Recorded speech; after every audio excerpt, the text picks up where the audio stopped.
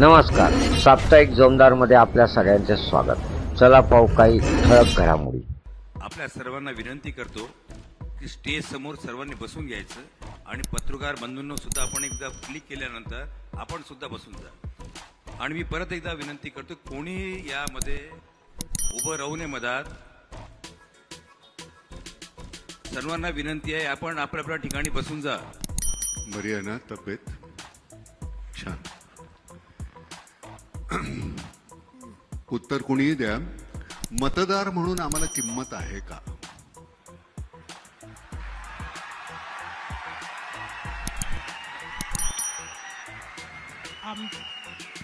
आमची किंमत तुमच्या भरोश्यावर ठरते. तुमची किंमत कमी झाली तर आमची कशी राहील? नाही, मुळामध्ये हे बोलण्यापुरतं झालं. म्हणजे एकदा मत दिल्यानंतर 5 वर्ष आम्ही खिसगंतीत नसतो का? कारण मला असं वाटतं की, आणि एक गैरसमज टाळा. कुठल्याही पद्धतीनं कोणाला काहीतरी अडचणीत पकडणं किंवा टाळ्या मिळवणं त्याच्यासाठी नाही. एक जनसामान्य म्हणून मनामध्ये आलेले प्रश्न आहेत ते, की एक कुठेतरी मॅन्डेट आहे तुम्हाला दिलेलं, आम्ही एक मत आहे. माझ्या मनामध्ये असतं काहीतरी एक मतदार म्हणून तुम्ही या गोष्टी कराव्यात. तुम्हाला दोघांना दिलं, उद्धवना तुम्हाला दिलं, शरदरावांना आणि तुम्हाला दिलं, कोणालाही. तर ते तुम्ही जर केलं नाही तर आम्ही काय करायचं तेवढं सांगा. 5 वर्षानंतर आम्ही करायचं ते करूच, पण त्याच्या आधी आम्ही काय करायचं?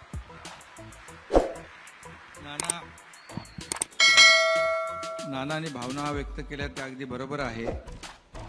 आम्ही जे 3 महिन्यापूर्वी जे केलं ते तुमचा आदर आणि मतदारांचा आदर आम्ही केलेला आहे, जो 2019ला व्हायला पाहिजे होता. कारण तुमचं म्हणणं बरोबर आहे. आम्ही शिवसेना भाजप युती म्हणून लढलो आणि सगळ्यांचं म्हणजे मतदारांनी मॅन्डेट दिलं दोन्ही पक्षांना. आणि भाजपचे 100च्या पेक्षा जास्त आले, आमचे 56 आले. सगळ्या मतदारांनाही वाटलं होतं, तुम्हालाही वाटलं असेल की मॅन्डेटप्रमाणे लोकांच्या मताप्रमाणे सरकार स्थापन होईल. परंतु दुर्दैवाने तसं झालं नाही. पण ते आम्ही केलं 3 महिन्यापूर्वी. रागावू नका.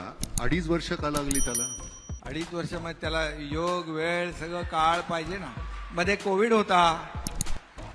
होय, ते निश्चितच आता आम्ही जर तिथे काहीतरी करायला गेलो होतो, यांना कोविड असताना असं का करतायत, आम्ही त्याला थोडं सांगत होतो. वेळ म्हणजे समजावून चर्चा चालल्या होत्या. प्रयत्न सुरू होता, पण आम्हाला यश आलं नाही. म्हणून आम्ही मग ते तुमच्या मतांचा आदर 3 महिन्यापूर्वी केलेला आहे. नाना, कोविड होता आणि सरकार फेसबुक लाईव्हवर तर बनवता येत नाही. त्यामुळे जसा कोविड संपला आम्ही एकत्रित आलो आणि फिजिकल सरकार तयार केलं. काय असतं फडणवीस साहेब, एक बार्टर सिस्टीम होती आपल्याकडे. 12 बलुतेदार होते ज्यावेळी, की आम्ही तुम्हाला हे देऊ, मग त्याच्या बदल्यात तुम्ही आम्हाला हे द्या. मतदार म्हणून आम्ही म्हणतो की आम्ही मत देऊ. लग्नपत्रिका छापल्यानंतर कोणतरी दुसरीच लग्नाला मुलगी उभी, नवरा मुलगा दुसरा, आणि मग आम्ही आमचा आहेर वाया जातो. आम्ही आहेर द्यायचा कोणाला? आम्ही कोणाला तरी दिलेला, आणि तो कुठल्या तरी कोणाच्या तरी घरामध्ये जातो, त्याचं वाईट वाटतं. त्यामुळे काय आहे, ही बार्टर सिस्टीम खरंच छान होती, की आमच्याकडे एक अर्धकुशल कारागीर, मी त्याच्या बदल्यामध्ये त्यांना धान्य दिलं तर आमच्या घरातल्या सगळ्यांची हजामत करायचा वर्षभर. पण ती जी पद्धत होती, तर आता ती जी पद्धत आहे आम्ही मतदार म्हणून आम्ही करत असतो. आणि हे अतिशय मनापासून आतून वाटतं, ते सगळं म्हणतो. आणि खरं सांगतो एकनाथराव, गंमत अशी झालेली आहे, राष्ट्रवादी वेगळा पक्ष, काँग्रेस वेगळा पक्ष, मनसे वेगळा पक्ष, समाजवादी वेगळा, बीजेपी वेगळा, सगळे वेगवेगळे पक्ष. त्यावेळी आम्हाला कधी काही वाटलं नाही. शिवसेना वेगळा. शिवसेना ही विभागली गेल्यानंतर आमची घरं पण विभागली गेलेली आहेत. माझे वडील किंवा माझी भावंड किंवा माझी मुलं याच्यामध्ये 2 गट पडलेत. तर ही भांडणं ही तिथपर्यंत गेलेली आहेत. हे तुमच्या पुरतं मर्यादित नाही राहिलेलं, ते हे इतकं असं वाढत गेलंय. त्याचं काय करायचं आम्ही? ती भांडणं तुमच्यातली कदाचित उद्या मिटतील, आमच्या भांडणाचं आम्ही काय करणार? तुम्हाला खरंच नाही. हा अगदी तळागाळामध्ये गावागावामध्ये छोट्या ह्याच्यामध्ये ही भांडणं सुरू झालेली आहेत. तुमच्याही लक्षात येत असेल ते. आणि ती जी भांडणं आहेत ती आम्ही थांबवायची कशी? उद्या तुम्ही अजून कुठल्याही पद्धतीनं मग त्याला तुम्ही राजकारण हे नाव देणार की आम्ही हे राजकारणामध्ये ही अशी कुटील नीती अमुक. आणि मला फडणवीस तुमच्याबद्दल एक अतिशय महत्वाची गोष्ट सांगायची आहे. पहिल्या वेळी तुम्ही ज्यावेळी मुख्यमंत्री झालात त्यावेळी मी तुम्हाला आवर्जून फोन करून सांगायचो की तुमचा जो स्वर आहे भाषण करताना तो इतका नका वरचा लावूया, तुम्ही असं करा.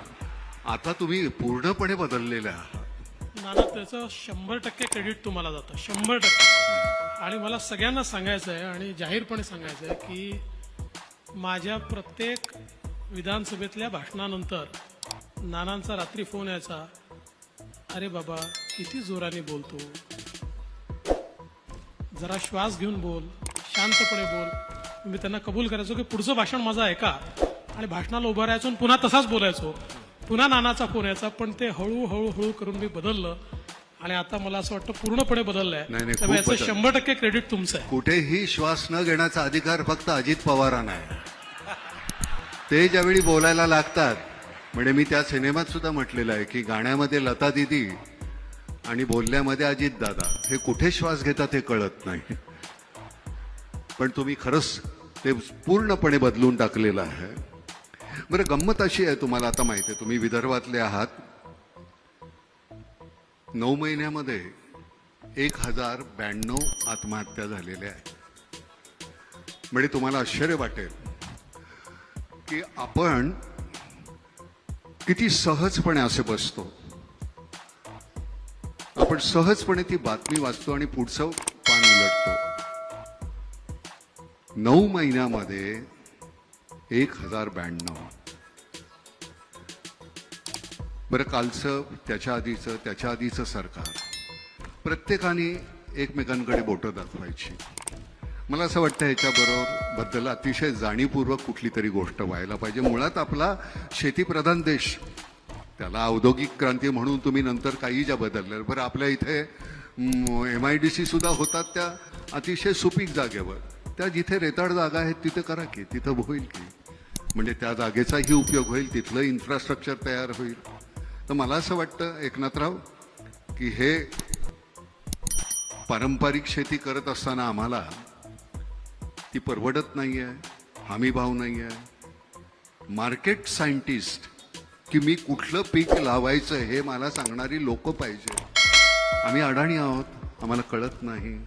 वर्षानुवर्ष आम्ही तशाच पद्धतीनं जगत आलेलो आहोत. आता आम्हाला ते परवडत नाही म्हटल्यानंतर आम्ही जमिनी विकत चाललो आहे, नंतर वेठबिगार होतोय. तर ह्या संदर्भामध्ये थोडासा जर तुम्ही आम्ही नाना, आपण आल्या सरकार आपलं झाल्या आम्ही शेतकऱ्यांच्याच पूर्णपणे आत्महत्या कमी नाही झाल्याच, व्हायलाच नको यासाठी मोठ्या प्रमाणावर म्हणजे मोठ्या योजना, काल पण आम्ही परवाच्या कॅबिनेटमध्ये जवळपास 11,000 कोटीची योजना ज्या आहेत त्याला मंजुरी दिली. मध्ये जवळपास 2 लाख हेक्टर जमीन ओलिताखाली येईल. आणि जे समुद्राकडे वाहून जाणारं पाणी जे आहे हे दुष्काळग्रस्त भागामध्ये वळवण्याचा मोठा प्रकल्प देखील आम्ही हाती घेतोय, जेणेकरून शेतकरी आत्महत्या करणार नाहीत आणि त्याला शेतीला जोडधंदा थोडा पूरक धंदा त्याला सपोर्टिव्ह असं काहीतरी करता येईल का, यासाठी आमची देवेंद्रजी आमची चर्चा झाली, आमचे अधिकारी त्याच्यावर काम करतायत. आणि शेतकऱ्यांसाठी एक विशेष कृती आराखडा आम्ही बनवण्याचा एक प्रयत्न करतोय. त्यामध्ये जसं कोकण आहे, पश्चिम महाराष्ट्र, उत्तर महाराष्ट्र यामध्ये शेतकरी आत्महत्यांचं प्रमाण कमी आहे. मराठवाडा, विदर्भामध्ये जे शेतकरी आत्महत्यांचं प्रमाण आहे ते अगदी खाली आलं पाहिजे, किंबहुना करताच कामा नये. एक जीव आमच्यासाठी महत्वाचा आहे आणि देवेंद्रजी इकडे बसलेले आहेत, गेले 5 वर्ष अगोदरचे ते मुख्यमंत्री होते. त्यांनी देखील जलयुक्त शिवार योजना मोठी सुरू केली. नंतर ती आदल्या 2.5 वर्षामध्ये बंद करून टाकली. पुन्हा आम्ही आल्या आल्या ती सुरू केलेली आहे. कारण शेवटी जमीन पाण्याखाली ओलिताखाली आणणं याला आम्ही महत्त्व दिलेलं आहे. आणि शेतकऱ्याच्या ज्या काही अडचणी आहेत, मी काय आता बोलणार नाही काही, परंतु आपल्याला दिसेल की शेतकरी आत्महत्या कमी झाली पाहिजे, याला आमच्या सरकारने प्राधान्य दिलेलं आहे. आणि नाना याच्यामध्ये एकच जोड देतो की मुख्यमंत्री मोदयांनी अतिशय करेक्ट सांगितलं. तुम्ही बघा, जिथे सिंचन आहे तिथे आत्महत्या नाही, आणि जिथे सिंचन नाही तिथेच आत्महत्या आहे. आणि म्हणून हा सगळा दुष्काळी पट्टा जो आहे याचा दुष्काळ नष्ट करण्याकरता पहिला प्रयोग आपण जलयुक्त शिवारचा केला. जलयुक्त शिवारमुळे 39 लाख हेक्टर जमीन ही रबीच्या पिकाखाली आली. त्यामुळे त्याला 2 पिकं, या सगळ्या दुष्काळी पट्ट्यात तो एक पीक घ्यायचा, आणि ते पीक नष्ट झालं की त्याच्या जो काहीच उरायचं नाही, म्हणजे खायला देखील उरायचं नाही. आणि म्हणून आता जवळजवळ 27 TMC पाणी थांबलं. रबीचं आपलं क्षेत्र 39 लाख हेक्टरनी वाढलं. आणि आमचा संकल्प आहे की एकदा हे वाहून जाणारं पाणी हे जर आपण गोदावरी खोऱ्यामध्ये आणू शकलो, किंवा जे विदर्भातलं वाहून जाणारं पाणी या गोसेखुर्दच्या खालनं ते बुलढाण्यापर्यंत आणू शकलो, तर जवळजवळ सगळा आपला दुष्काळी पट्टा जो आहे हा ओलिताखाली येईल. आणि यासोबत एक अत्यंत महत्त्वाची आता आम्ही अजून योजना सुरू केली आहे. आपल्याकडे आपण शेतकऱ्यांना अर्धे दिवस सकाळी वीज देतो आणि अर्धे दिवस रात्री देतो. त्याला साप विंचू सगळा सामना करत अर्धे दिवस रात्री काम करावं लागतं, कारण दिवसा आपण देत नाही. आणि म्हणून आता आपण 100% फिडर जे आहेत ॲग्रिकल्चर हे सोलरवर आणतोय. आणि त्याचा 2 वर्षाचा कार्यक्रम हातात घेतला. 3 वर्ष लागतील फार तर. 4000 मेगावॅटचे सोलर आपण सगळे ॲग्री फिडर करतोय. शेतकऱ्याला रोज दिवसा 12 तास वीज त्या ठिकाणी मिळेल. आणि याचं इतकं डिसेंट्रलाइज मॉडेल आपण तयार केलं आहे की मुख्यमंत्री आणि मी बैठक घेतली, आणि मग डिसेंट्रलाइज पद्धतीनं हे सोलार करण्याकरता जमिनी मिळत नाही. तर आता आम्ही योजना अशी तयार केली आहे की ज्या योजनेमध्ये जो शेतकरी त्याची जमीन किरायाने देईल, भाड्याने देईल, 2 एकर 3 एकर 5 एकर 1 हेक्टर, त्याला आम्ही साधारणपणे 60,000 ते 75,000 रुपये भाडं देणार आहोत. म्हणजे त्याला आज जेवढं पीक नाही आहे त्यापेक्षा जास्त त्याला जमिनीचं भाडं 30 वर्ष सातत्याने आम्ही देऊ. त्यामुळे त्याचं नुकसान होणार नाही. आणि त्या जमिनीवर सोलर लावून त्या संपूर्ण फिडरवरचे जेवढे शेतकरी आहेत या सगळ्या शेतकऱ्यांना आम्ही 12 तास दिवसा वीज देऊ. एकीकडे विहिरी आपण केलेल्या आहेत, पण वीज नसल्यामुळे त्याचं पीक सुकतं आहे. त्यामुळे ती वीज जर त्याला दिवसा मिळाली तर आत्महत्यांचं प्रमाण निश्चितपणे कमी होईल. निश्चितपणे ह्याला थोडासा वेळ लागेल. तुम्ही 3 वर्ष म्हणताय ते. झरीला आम्ही हा प्रयोग केला होता. लोकांची जमीन भाड्याने घेतली. तुमचं वार्षिक उत्पन्न किती आहे? 30,000. 30,000च्या बदली 60 दिले, आणि ती घेतलेली त्यांची जमीन होती.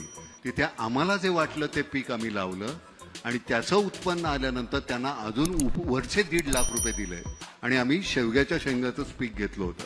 तर मला असं वाटतं की ह्या सरता शेवटी आम्हाला मर्यादा आहेत नाम फाउंडेशनला, पण तरीसुद्धा तुमच्याबरोबर राहून जर आम्हाला काही करता आलं तर आम्हाला निश्चितपणे आनंद होईल.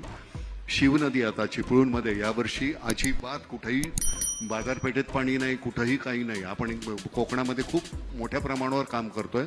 शिवनदीचं 7 किलोमीटरचं आपण केलं, आणि वशिष्ठी नदीचं आहे, आणि महाडला जे आता करतोय आपले राऊत आता भेटले, मी त्यांच्याशी बोललो. तर हे आपण सरतेशेवटी समन्वयानंच होणार आहे. फक्त एकच आहे की नदीमध्ये जे पाणी सोडतात, जे कारखाने, प्रदूषण होतं, मच्छी मेली, सगळे मासे मेले आणि तरंगत आहेत, त्याच्यापुरतं ते मर्यादित राहू नये. त्यांच्यावर अतिशय कडक कारवाई व्हायला पाहिजे. बरं, सगळ्यात महत्वाची गोष्ट म्हणजे गंमत अशी आहे, अराजक हा शब्द जो आहे,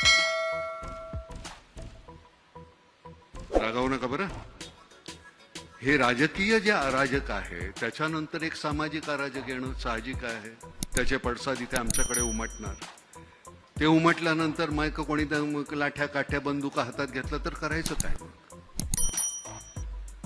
राजकीय अराजक तुम्ही थांबवलं तर आमचं सामाजिक अराजक थांबेल की नाही? याला मी वेगळं राजकीय अराजकच म्हणे. भाऊ आमचा तोरसेकर बरोबर मी परवा बोलत होतो. भाऊ माझा, आम्ही कॉलेजमध्ये एकत्र होतो. तर ही जी गोष्ट तिथे बोलत असताना तो म्हणला की नाना दोघं एकमेकांना पूरक आहेत, तुम्ही एकमेकांना पूरक आहेत. जसा जोडधंदा तुम्ही आता शेतकऱ्यांचा म्हणाला ते त्यांना एक पूरक असा एक धंदा पाहिजे, तसे तुम्ही दोघं एकमेकांना फार पूरक आहेत. एक अतिशय छान धोरणी आहे तुमचं. तुम्हाला खरं सांगतो, हा माणूस जो आहे हा इतकं मुद्देसूद बोलता तुम्ही. बरं तिथं चंचू प्रवेश सुद्धा करता येत नाही की काहीतरी खोट काढता येईल का? इतकं छान सुंदर असं छान बोलू शकता तुम्ही, म्हणजे त्याच्याबद्दल वाद नाही. खरं सांगतो, भावनेचा लवलेश नसतो तिथं. 1.5% भावना आणि 98.5% तुमचं अगदी असं विशद केलेलं असतं. त्याच्या विरुद्ध हा माणूस आहे. त्यांचं फक्त भावनिक असतं, कारण त्यांचं सगळं इथून वेडात दौडले वीर मराठे सात तसं त्यांचं आहे. त्यामुळे त्यांचा गमतीचा काय हे छान समन्वय आहे तुमच्या दोघांचा. त्याच्यातून आम्ही, म्हणजे मला कुठलंही सरकार असेल मला सगळेच चांगले दिसतात. त्याचं कारण वाईटामध्ये चांगलं शोधायची सवय आहे. पण तुमच्याकडनं खरंच काहीतरी छान काहीतरी अपेक्षा आहे आम्हाला सगळ्यांना. काहीतरी सगळंच चांगलं मिळेल आणि त्याची खात्री आहे, नुसती अपेक्षा नाही आहे. एका जिल्ह्यापुरता एक कलेक्टर पुरतो का? मुंबईमध्ये आपले 2 आहेत, पण मुंबईत जिल्हे 2 आहेत का? अच्छा, हा. आमच्या कृषी पंडित तुमचे जे आहेत ते कुठे दिसत नाही. तो आमच्या शेतकऱ्यांना, आमच्या पारंपरिक गोष्टी करत असताना आपल्या इतकी शेतकी विद्यापीठं आहेत, पण आमचे कृषी पंडित आमच्या शेतकऱ्यांना मार्गदर्शन करताना कधी कुठे दिसत नाहीत. तर त्याच्याबद्दल जर काही तुम्हाला करता आलं तर त्या संदर्भात तुम्ही करावं. फक्त एकच आहे की मला गंमत आहे की आम्ही चव्हाट्यावर सुद्धा कधी इतकी शिवराळ भाषा वापरली नाही. इतकं छान शिवराळ पद्धतीने ऐकायला मिळतं ना हल्ली, मला इतकं बरं वाटतं. वा वा वा वा, आपल्यापेक्षा काय हे काही फारसं काही वेगळं नाही आहे. किती शिवराळ भाषा. म्हणजे एक तुम्ही, मला असं वाटतं की मी ज्यावेळी बोलतो त्यावेळी माझा शब्दप्रयोग जे आहेत, मी कुठल्या शब्दाचं नियोजन करतो त्याच्यात माझी संस्कृती दिसते, संस्कार दिसतात. तर ते वापरत असताना गलिच्छातला गलिच्छ शब्द मी किती वापरू शकतो, तर त्याची एक परिसीमा असते. ती तेवढी आपल्याला सांभाळायला हवी. ती नाही सांभाळली तर आम्ही आमच्या नवीन मुलांसमोर, शाळेतल्या कॉलेजमधल्या मुलांसमोर कुठले आदर्श ठेवणार आहोत?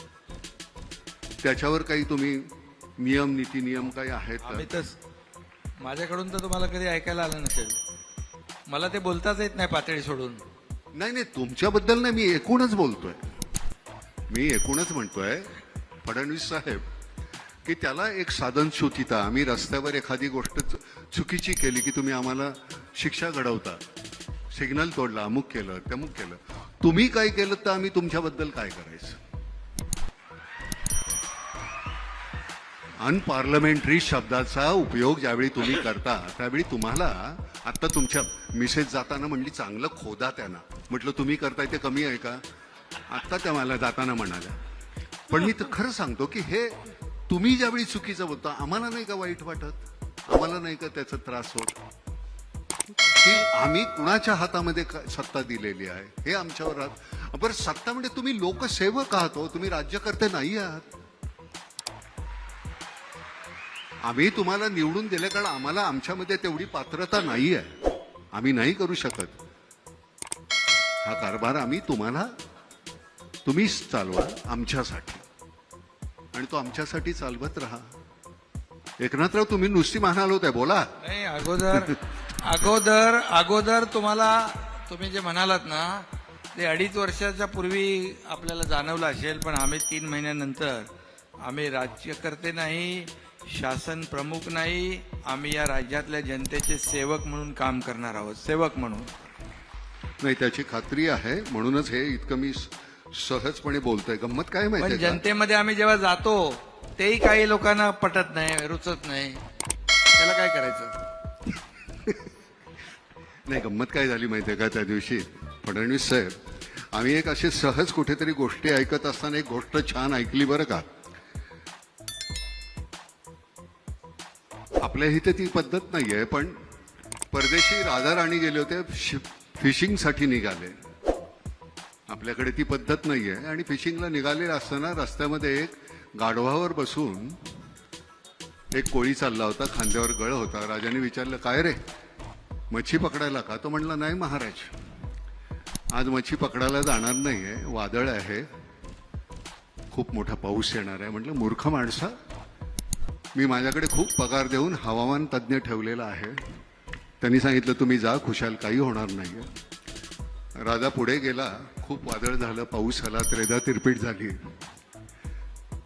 राजा दरबारात गेला, प्रधानाला सांगितलं, त्या माणसाला आणा बघू, हवामान तज्ज्ञाला. त्या लाथ घालून हाकलून लावा आणि त्या कोळ्याला बोलवा आणि त्याला अपॉइंट करा. कोळी आला, तो म्हणला, महाराज, मला यातलं काही कळत नाही हो. तो म्हणलं, मग त्या दिवशी कसं सांगितलंस, पाऊस येणार, वादळ होणार? तो म्हणला, माझ्या गाढवानं कान खाली टाकले की मला कळतं पाऊस येणार आणि वादळ होणार. तर म्हणलं, मग ठीक आहे, गाढवाला अपॉइंट करा.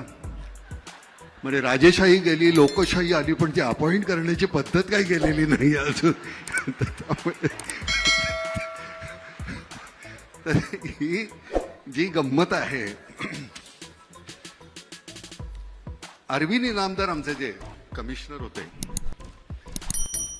त्यांची एक पद्धत होती बोलण्याची. या देवा, कसं काय देवा, काय काय आणू का तुम्हाला, काय देवा. त्यांच्याशी बोलताना एक दिवस ते म्हणाले, नाना, मला काही कळत नाही, आमच्या पोलीस खात्यातल्या लोकांना, काही मंडळींना, सगळ्यांना नाही, पण ते का पैसे खावेसे वाटतात. अहो, आम्हाला जेवढा पगार मिळतो का नाही, तो खर्च होत नाही हो. त्या माणसाची, म्हणजे शेवटपर्यंत अरविंद इनामदारांच्या घरी ब्लॅक अँड व्हाईट टीव्ही होता, अरविंद इनामदार गेले तेव्हा सुद्धा. तर ही आपल्याकडे अशी माणसं आहेत. लालबहादूर शास्त्रींच्या घरी ज्यावेळी त्यांचे मित्र पैसे मागायला गेले, मला एक 200 रुपये पाहिजे, त्यावेळेचे 200 रुपये, लालबहादूर शास्त्री म्हणले, माझ्याकडे नाही आहेत एवढे पैसे. त्यांची बायको म्हणाली, नाही, माझ्याकडे आहेत. तिने 200 रुपये दिले काढून. शास्त्रींनी विचारलं, तुझ्याकडे एवढे पैसे आले कुठून? ती म्हणली, नाही, दत्त, तुम्ही पगारातून देताना त्यातले 5-10 रुपये मी वाचवते. त्यांनी गव्हर्नमेंटला पत्र लिहिलं की मला ह्याच्या पुढे माझा 10 रुपये पगार कमी करा. यशवंतराव चव्हाण गेले त्यावेळी त्यांच्या खात्यावर 25,000 रुपये नव्हते. आपल्या मंत्र्यांच्या, म्हणजे साधा आपला नगरसेवक आज निवडून आला की पुढच्या वर्षी तो कोट्याधीश असतो, त्याची चौकशी का नाही होत? म्हणजे मला कळतं की हा भ्रष्ट आहे, पण तुमच्या का नाही लक्षात येत? त्याच्यावर कारवाई व्हायला पाहिजे की नाही एकनाथराव?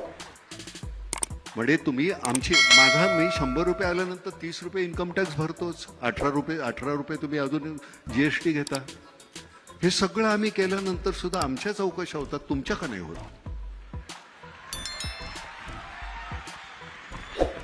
मला असं वाटतं की भ्रष्टाचार ही केवळ राजकारणच नाही, आपल्या संपूर्ण व्यवस्थेला लागलेली कीड आहे.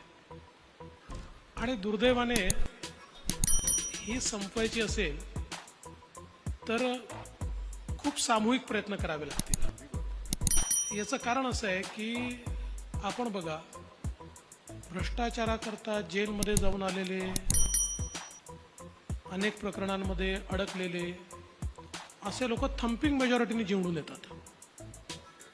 त्यांना लोक वारंवार निवडून पाठवतात आणि मग त्यातनं समाजामध्ये भ्रष्टाचाराबद्दल कुठलाही तिरस्कार तयार होत नाही. जोपर्यंत समाज चांगल्याला चांगलं म्हणणार नाही आणि वाईटाला वाईट म्हणणार नाही, तोपर्यंत ही परिस्थिती बदलणार देखील नाही. आणि म्हणून मला असं वाटतं की एक सामूहिक प्रयत्न आपल्या सगळ्यांना करावा लागेल. उदाहरणार्थ, अनेक वेळा आम्हाला लोक विचारतात की का हो तुम्ही इतके गुन्हे आणि कसं त्यांना तुम्ही तिकीट देता? तर आम्हाला त्याला सांगावं लागतं की बाबा, त्याच्यावर गुन्हे आहेत, पण तोच निवडून येतो आणि दुसऱ्याला मी खूप चांगला, साळसूत, सुंदर, स्वच्छ, टिकाऊ, त्याला उभं केलं, डिपॉझिट चाललंय त्याचं. त्यामुळे राजकीय नेते केवळ हे बदलू शकत नाही, समाजाला बदलावं लागेल. आणि केवळ समाजावर टाकूनही चालणार नाही, राजकीय नेत्यांना देखील हे परिवर्तन झालं पाहिजे असं वाटावं लागेल. मला असं वाटतं की मोदीजी आल्यानंतर काही प्रमाणात हे सुरू झालंय. याला वेळ लागेल, कीड लागली आहे, पण हळूहळू ही कीड आपण दूर करू. कीटकनाशक तयार होत आहे, ते कीटकनाशक हळूहळू ही कीड नक्की दूर करेल असं मला विश्वास आहे. धन्यवाद मला. बाकी आपण सगळ्या विषयावर बोलतच असतो नेहमी. फॅमिली प्लॅनिंग ह्या विषयावर आपण कधीच बोलणार नाही का? 135 करोड व्हायला आले, जमीन तेवढी, सोर्सेस तेवढेच. उद्या माझ्याकडे काही नसेल आणि तुम्ही खात असाल तर मी ओरबाडून घेणार. ही जर लोकसंख्या सीमित असेल तर ते ह्या गोष्टी टाळता येतील. तर हा अतिशय जाणीवपूर्वक घेण्याचा, जसं आपण काश्मीरमधले निर्णय घेतले तसा हा एक निर्णय घ्यायला नको का? मला असं वाटतं घेतला पाहिजे. हा गरजेचा आहे. केवळ आपल्याला चीनच्या पद्धतीने नाही, आपल्या भारतीय पद्धतीने हा निर्णय करावा लागेल. आपण काही प्रमाणात लोकांना जास्त मुलं होणं हे इन्सेंटिव्हाइज केलं आहे, पण त्यापेक्षा अधिक करावं लागेल. याचं कारण ज्या वेगानं लोकसंख्या वाढते आणि विशेषतः जे लोक लोकसंख्येवर कंट्रोल ठेवत आहेत ते हळूहळू मूर्ख ठरतील, कारण ते त्यांची संख्या कमी होत जाईल आणि मग लोकशाहीमध्ये कमी संख्येवाला कोणी विचारत नाही. आणि म्हणून कुठेतरी ही सक्ती आणावीच लागेल. लोकसंख्या नियंत्रित करण्याकरता सगळ्यांना सक्ती ही करावीच लागेल. ती करत असताना एवढंच भान आपल्याला ठेवावं लागेल की लोकसंख्येची जी रचना आहे ती रचना देखील, म्हणजे ज्याला आपण आपली डेमोग्राफी म्हणतो, ही चेंज होणार नाही, ही एकतर्फी होणार नाही. जे चीनला आज जो प्रश्न निर्माण झाला की चीननी पहिल्यांदा वन और नन अशा प्रकारची पॉलिसी आणली, त्या पॉलिसीमुळे आज चीनने प्रगती खूप केली आहे, पण त्याच्यासमोर प्रश्न असा आहे की आता त्यांच्याकडे याच्या पुढे वर्किंग क्लास नाही आहे.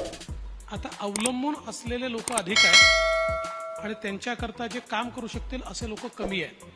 त्यांच्या लोकसंख्येची जी रचना आहे त्या रचनेमध्ये आता एक अशा प्रकारचं स्थित्यंतर आलं आहे. त्यामुळे ग्रॅज्युअली गेलं पाहिजे, पण सर्टनली गेलं पाहिजे. आणि उद्याला हे काही मी कुठल्या माझ्या पक्षाचं मत वगैरे मांडत नाही, वैयक्तिक मला जर कोणी विचारलं की लोकसंख्या नियंत्रणाकरता कायदा आणला पाहिजे का, तर मी म्हणेन आणला पाहिजे. धन्यवाद. समान नागरी कायदा यायला हवा का? प्रत्येकाला एकच कायदा. समान नागरी कायदा आपल्या संविधानाने डायरेक्टिव्ह प्रिन्सिपल ऑफ स्टेट पॉलिसीमध्ये सगळ्या राज्यांवर जबाबदारीच टाकली आहे, संविधानानेच टाकली आहे समान नागरी कायद्याची. तर गोव्याचे मुख्यमंत्री या ठिकाणी आहेत. गोवा सध्या एकमेव राज्य असं आहे की जिथे समान नागरी कायदा आहे, अस्तित्वात आहे. आता उत्तराखंडमध्ये देखील येतोय. काही लोक काय करतात, समान नागरी कायदा म्हटल्याबरोबर त्याचे चुकीचे अर्थ लोकांमध्ये जाऊन सांगतात. आता समान नागरी कायदा आला म्हणजे तुमचं आरक्षण जाणार आहे, मग शेड्यूल कास्टला आरक्षण मिळणार. काही संबंध नाही.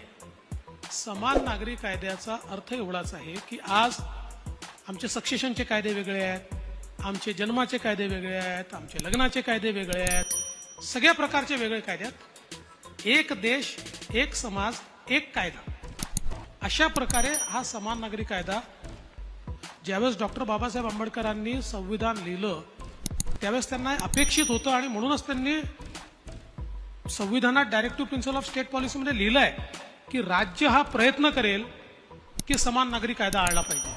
अजून आपण आणू शकलो नाहीये, पण आला पाहिजे आणि येईल.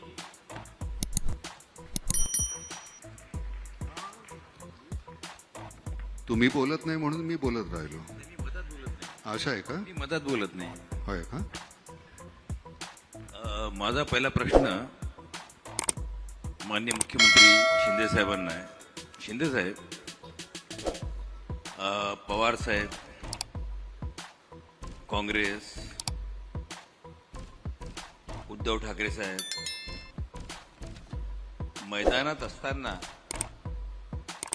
आपण हा नवीन इतिहास कसा रचलेला जरा लोकांना सांगा. आता 3 महिन्यापूर्वी तो इतिहास घडलेला आहे. खरं म्हणजे मगाशी नाना म्हणाले की बोलता बोलता माझ्याबद्दल ते काय वेडात मराठे वीर जवळ दिसत काय. खरं म्हणजे जेव्हा अगदी पाणी डोक्यावरून जातं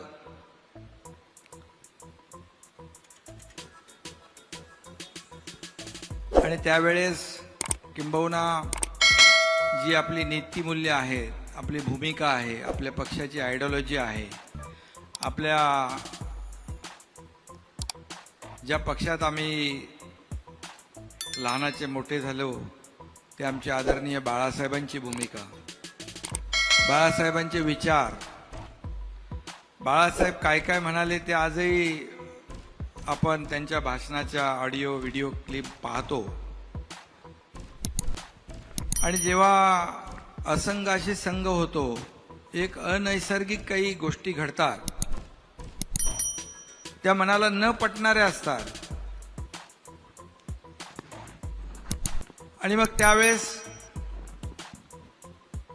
तुम्ही म्हणालात हे कसं केलं. मी तसं बघायला गेलो तर एक छोटा कार्यकर्ता आहे आणि समोर फार मोठी ताकद, शक्ती, यंत्रणा सगळंच होतं. आणि कुणालाही असं जेव्हा आम्ही जे काय ते ऑपरेशन म्हणू का काय ते मिशन असेल त्याची सुरुवात जेव्हा आम्ही केली त्यावेळेस कुणालाही वाटलं नाही की यांची नैया पार होईल, नैया बुडेलच असं वाटलं होतं आमची.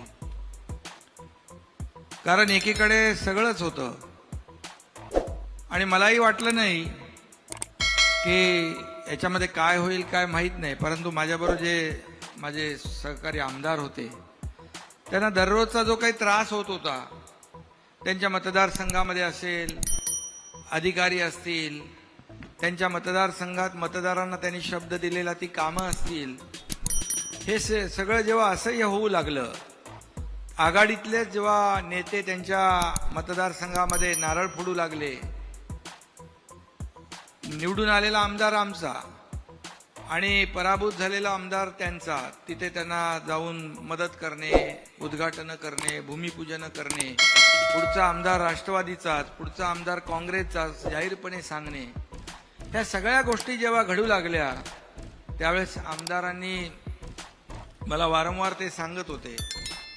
आता काही आमदार सांगतात की मी, काही म्हणतात की एकनाथ शिंदे घेऊन गेला, पण इकडे उलट झालेलं आहे. त्याला माझ्या बाजूला बसलेले देवेंद्रजी साक्षीदार आहेत. आणि जेव्हा असह्य झालं, पुढचं जेव्हा त्यांचं राजकीय जे काही करिअर आहे तेच त्यांचं धोक्यात आलं. आणि काही गोष्टी ज्या आहेत सहन करण्याची एक मर्यादा असते, तो तिथपर्यंत माणूस मर्यादेत सहन करू शकतो. वारंवार देखील आम्हाला काय असं काय जे आम्ही केलं त्याचं काय आम्हाला खूप आनंद आणि खूप आनंदाच्या उकळ्या फुटल्यात नाना असं नाहीये. ज्या पक्षामध्ये आम्ही इतके वर्ष काम केलं, जे रक्ताचं म्हणजे रक्त आटवलं, घाम गाळला, आयुष्यभर फक्त पक्ष एके पक्ष, नेता एके नेता, आणि कधी कुठेही घरादाराचा त्याची पर्वा केली नाही. घरातून निघाल्यानंतर पुन्हा घरी येऊ की याची शाश्वती नसायची. आणि अशा परिस्थितीमध्ये आमच्या कुटुंबाने देखील खूप सॅक्रिफाईस केलं प्रत्येकाच्याच. आणि हे सगळं करत असताना जेव्हा असं कुठेतरी चुकीचं जेव्हा घडू लागलं, लोकशाहीमध्ये पक्षचे प्रमुख असतात, त्यांना अधिकार असतात, परंतु ते पक्ष मोठा करण्याचे अधिकार असतात. आपल्या सोबत असलेल्या सहकाऱ्यांना विश्वासात घेऊन निर्णय घेण्याचे अधिकार असतात. परंतु एखाद्या वेळेस पक्षाचं अहित होतंय, पक्षाचं नुकसान होतंय, आणि जेव्हा त्यावेळेस पक्ष वाचवण्यासाठी, पक्षाचं नुकसान वाचवण्यासाठी जेव्हा एखादं सजेशन, एखादी सूचना आणि एखादी विनंती केली तर त्याच्यामध्ये चूक काहीच नाही. आणि अशा 5 वेळा मी विनंत्या केल्या की करेक्शन झालं पाहिजे, दुरुस्ती झाली पाहिजे, लोकांचा जो काय 2019ला जी आपण चूक केली आहे ती सुधारली पाहिजे. संधी अनेक वेळा आल्या होत्या, परंतु दुर्दैवाने ते केलं गेलं नाही. त्याच्या खोलात मी आज जात नाही, कारण त्या गोष्टी मला आणि त्यांनाच माहीत होत्या. आणि मग शेवटी ठरवलं, मग आता एकनाथ शिंदे हा कार्यकर्ता बाळासाहेबांचा आहे, आनंद दिघे साहेबांच्या सोबत मी काम केलेलं आहे. काय होईल माहित नाही मला, पण आता लढायचं. लढून काय होईल ते होऊ दे, लढून शहीद झालो तरी चालेल, पण लढाई लढायची असा निर्णय घेतला आणि हे मोठं काम आम्ही केलेलं आहे. म्हणजे बाजूला होताना देवेंद्र फडणवीसांशी बोलणं झालं होतं का काही? हा, आम्ही संपर्कात होतो ना, हा, संपर्कामध्ये होतो. कारण शेवटी आमचा संपर्क आजचा नाही ना. नाही 5 वर्षापूर्वीपासून 5 वर्षाचं सरकार जे होतं आधी शिंदे आम्ही सोबत साहेब. काम केलेलं. शिंदे साहब, आप देवेंद्र फडणवीस जी को कितने साल से जानते हैं? बहुत सालों से जानते हो. जब भी वो विधायक थे, मैं भी विधायक था, वो अपोजिशन में हम लोग साथ ही में काम किया है, और बाद में हम लोग सरकार में आए तो मैं उनके साथ मंत्री के नहीं, मैंने ये सवाल इसलिए पूछा आपसे कि देवेंद्र जी ने, मतलब देवेंद्र जी किसी को समझ में नहीं आता, उनके पेट में क्या है, उनको क्या करना चाहते हैं, उनके चेहरे पे भी पता नहीं चलता है. हे शरदरावांबद्दल बोलायचं लोकपूर्वी. नहीं, आपका अनुमान गलत है. आता शरदराव जे आहेत, शरदराव जे आहेत, आता नानांनी बरोबर सांगितलं. तर जे मोठमोठाले इथे राज्य करते आहेत, विशेष रूप से जैसा इन्होंने शरदराव जी का नाम लिया, शरदराव जी है, कांग्रेस है, शिवसेना है, इनको समझ में भी नहीं आया कि कब ये चलेंगे करके. देखो, इसमें क्या विश्वास की बात है, और मैं एक बार किसको विश्वास दिलाता हूँ वो पूरा करता हूँ. कमिटमेंट एक बार मैंने करने के बाद, कमिटमेंट मैं जब कमिटमेंट करता हूँ तो मैं खुद की भी नहीं सुनता हूँ. तो इस पे से एक सवाल मेरे दिमाग में ये आया कि कमिटमेंट की जो बात कही आपने, मुंबई ये देश की आर्थिक राजधानी है, देश विदेश के लोग यहां पर आते हैं, लेकिन इस शहर की व्यवस्था ऐसी है कि यहाँ के रास्ते अगर आप ढूंढने जाओगे तो बिना खड्डे का एक भी रास्ता नहीं मिलेगा. तो मैं ये जानना चाहता कि इस खड्डे में कौन सी पार्टी खत्म होंगी और कौन सी पार्टी जिंदे रहेगी. नहीं, इसके आपने जो सवाल पूछा है बहुत ही बराबर सवाल पूछा है, क्योंकि पिछले कई सालों से ये मुंबई के खड्डे जो है लोगों को तकलीफ दे रहे हैं. आप भी बहुत छापते हो खड्डे, 3000 खड्डे हैं, फिर 1000 खड्डे दुरुस्त हो गए, मीडिया भी दिखाती है सब. लेकिन मैं आपको कहूँगा, जब हमारी सरकार बन गई, पहले मैंने क्या काम किया, मैंने कमिश्नर चहल को बुलाया. मैं बोले, भाई कितने किलोमीटर रोड है? बोले 1900 किलोमीटर रोड है. तो बोले ये क्यों खड्डे हो रहे, पैसे नहीं क्या? बोले है पैसे. तो बोले इसको कंक्रीट के क्यों नहीं करते हो? तो बोले करते हैं ना हम लोग हर साल 50 किलोमीटर. भाई क्यों? डामर के रास्ते करते हो, हर साल खड्डे होते हैं, फिर रिपेयरिंग होता है. क्या कॉन्ट्रैक्टर लोगों के लिए आप दुरुस्ती का काम करते हो क्या, रिपेयर का काम? तो बोले नहीं. तो मैं बोला ऐसा करो, अभी आप 500 किलोमीटर के रोड कंक्रीट के ले लो. बोले कितने पैसे लगेंगे? मैं पूछा. बोले 5,500 करोड़. बोले ले सकते हैं पैसे? बोले है. तो बोले ठीक है, 450 किलोमीटर के रोड कंक्रीट के उन्होंने ले लिए. उसके टेंडर प्रोसेस भी शुरू हो गई है. और मैंने कहा फिर बाकी के रास्ते कब करोगे? बोले, मैं बोला उनको मार्च में आप बचे हुए जो रास्ते हैं, मतलब टोटल 100%, उसके भी आप टेंडर निकालो. क्या पैसे नहीं है? बोले है. तो अभी आपको बताऊंगा, अगले 2 साल में पूरे मुंबई के शहर के रास्ते आपको एक भी खड्डा नहीं दिखेगा, पूरे कंक्रीट के रोड हो जाएंगे, पूरे कंक्रीट के रोड हो जाएंगे. तो एकनाथ ये साहेब, एक काम करना, जिनको टेंडर दे रहे हैं, जो कॉन्ट्रैक्टर है, 5 साल के लिए उनके काज से लिख के ले लो। बिल्कुल वो कंडीशन डाला है उनमें, वो भी कंडीशन। एक जो सीएम साहब ने बताया, आपने बहुत अच्छा सवाल पूछा। यहाँ महानगर पालिका में लोकल कॉन्ट्रैक्टर जो है वो क्वालिफाई होता था, पर एलएनटी और टाटा नहीं होता था। अभी सीएम साहब ने एलएनटी टाटा जैसों को क्वालिफाई किया, ग्रेट। और अब वो काम करेंगे। बड़ी कंपनी काम करेगी, क्वालिटी काम करेगी और समय पे काम करेगी। शिंदे साहब, 2 सवाल है। एक सवाल आपके लिए और एक देवेंद्र जी के लिए। ये जो धनुष्य बाण जो है, ये कहाँ रहेगा? म्हणजे हा जे आपलं धनुष्य बाण आहे ते कुठे राहील? धनुष्यबाण देखिए, मेरिट से हमारे को कोई किसी को कई बार किसी को बोलने की भी जरूरत नहीं है। मेरिट से धनुष्यबाण जो है बाळासाहेबांची शिवसेना, आमची बाळासाहेबांची शिवसेना म्हणून काल डिक्लेअर केले। हा, बाळासाहेबांची, अरे शिंदे बिंदे जाऊ दे, बाळासाहेबांची शिवसेना याला महत्व आहे आणि ते निवडणूक आयोगाने काल मान्य केलेलं आहे। आता ही पोटनिवडणूक मध्ये लागली, नाहीतर धनुष्यबाण बाळासाहेबांच्या शिवसेनेलाच मिळायला पाहिजे, मिळाला असता। याचं कारण 55 पैकी 40 आमदार हे आमच्याकडे सोबत आहेत आणि त्यांची मतांची आकडेवारी 39 लाख होते आणि 18 पैकी 12 आमदार शिवसेनेचे, 12 खासदार आमच्या सोबत आहेत, त्यांच्या मतांचे आकडे आहेत 69 लाख। म्हणजे 70% पेक्षा जास्ती मेजॉरिटी आमच्याकडे आहे। त्यामुळे बाय मेरिट धनुष्यबाण हा आम्हालाच मिळाला पाहिजे आणि तो पुढे मिळेलच। मी जे बघतोय कालपासून, अन्याय झाला, कोण गळे काढतोय, परंतु निवडणूक आयोगाने जे गोठवलं चिन्ह त्यालाही जबाबदार विरोधी पक्षातले लोक आहेत, कारण त्यांना वारंवार संधी दिली की तुम्ही तुमचे कागदपत्र द्या, पण 4 वेळा वेळ वाढवून मागितली।